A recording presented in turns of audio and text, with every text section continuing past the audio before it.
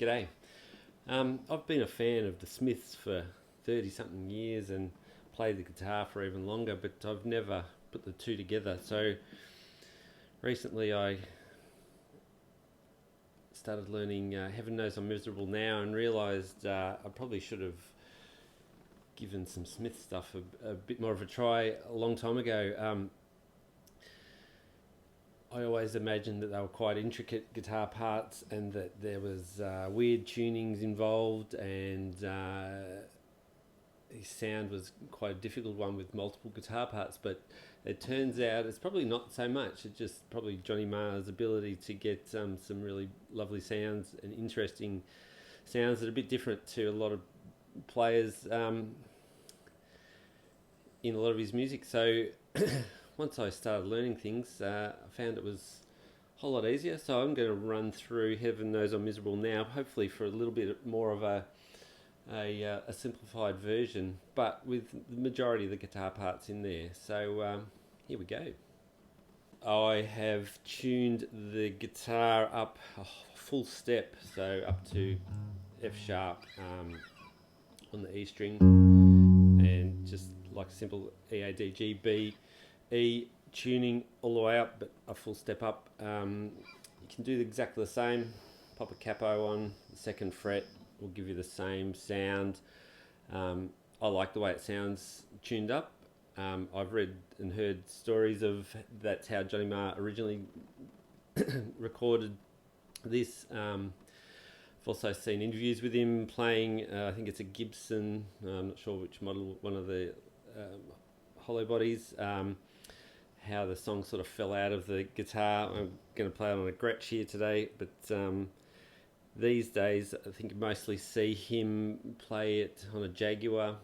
A lot of people doing lessons and instructional videos of Johnny Marr's stuff on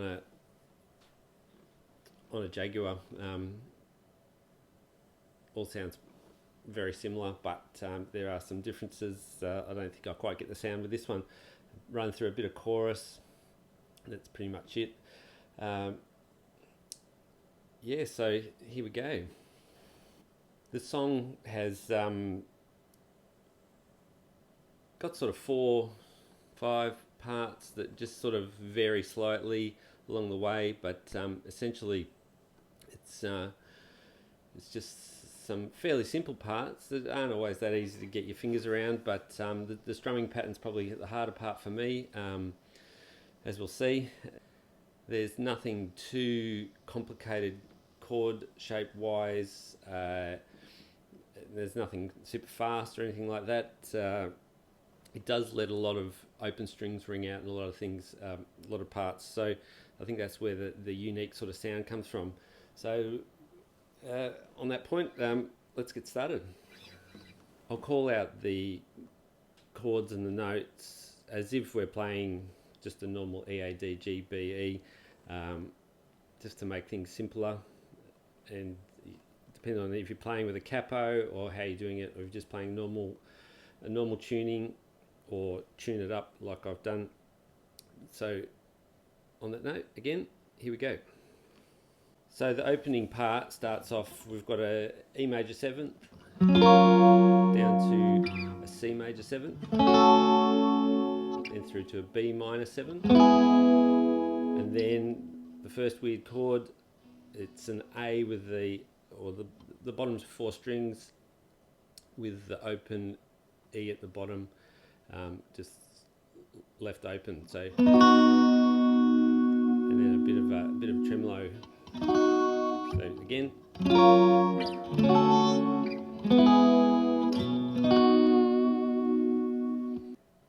Then we go into a bit of the jangly chordy parts, which is just an A up to a B. So the A shape that we've had there. I'll give you a close-up of some of the fingerings for the more sort of unusual parts. So we've got A, and we're just going to drop that first finger. So the B string goes from B at the 5th down to the B open. And then slide up to the B position, so up the 7th fret.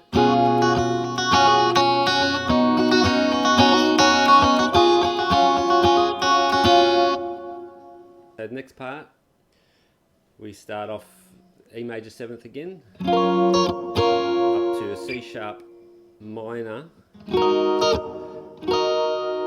and then we throw in a few sort of melodic notes, the 7th, and then to a F sharp minor 7th, and then drop that middle finger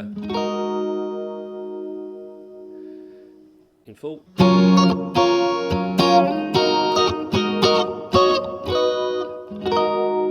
And then we're back to that A shape again and slide up to the B. So again.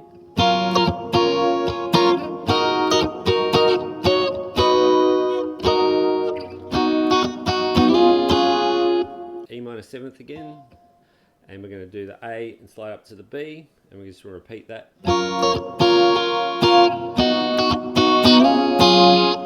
repeat, and then an alternate version at the end of that, we then change up the A to B sliding. So we go.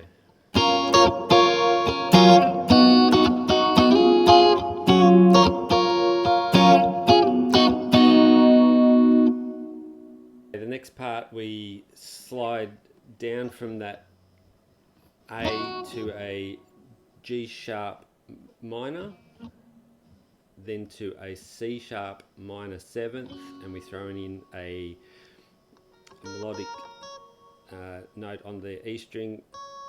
We're throwing in that the pinky on the 7th fret. So, and then we slide up to F sharp minor 7th and do the same again there. So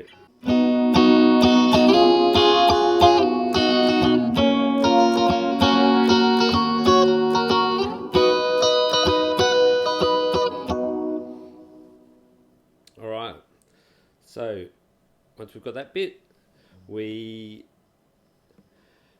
then do again an A to B sliding type arrangement. So from the F sharp minor 7th, we go,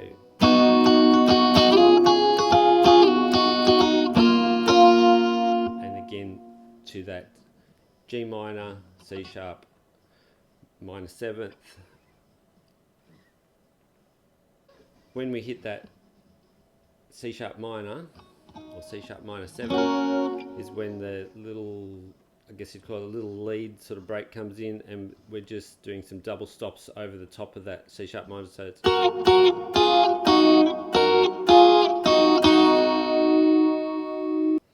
from there, we're just going to slide up back to E major 7th, to an F sharp minor 7th, and then again it's an F sharp minor 7th, but just the bottom 3 notes, and so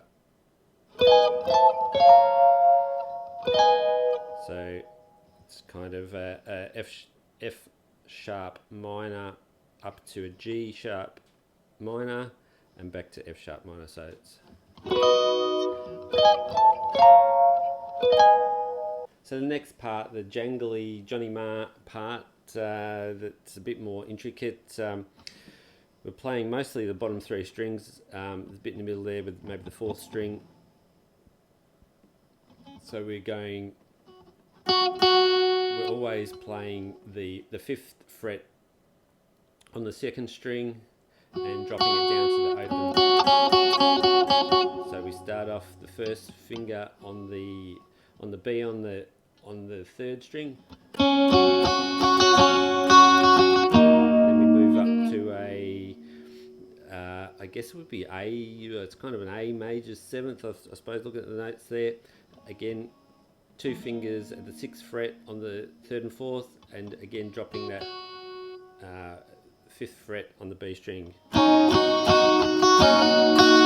then we slide the 4th string up to the 7th fret, and the same again. And then we throw in the pinky underneath on the 2nd string. So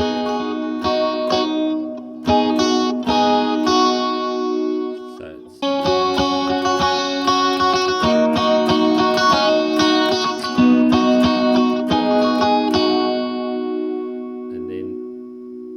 just the A.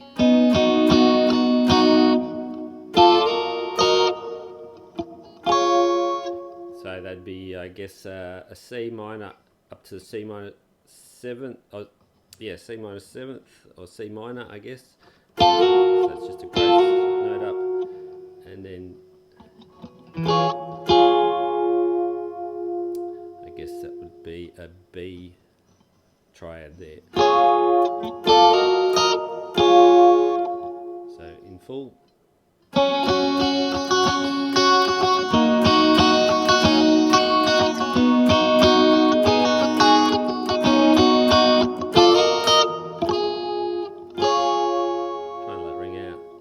Mute everything. Finish off, we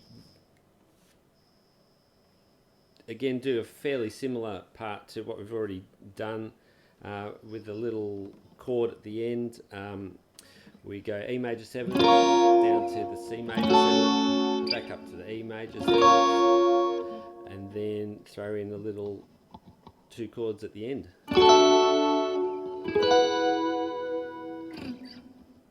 And there you have it.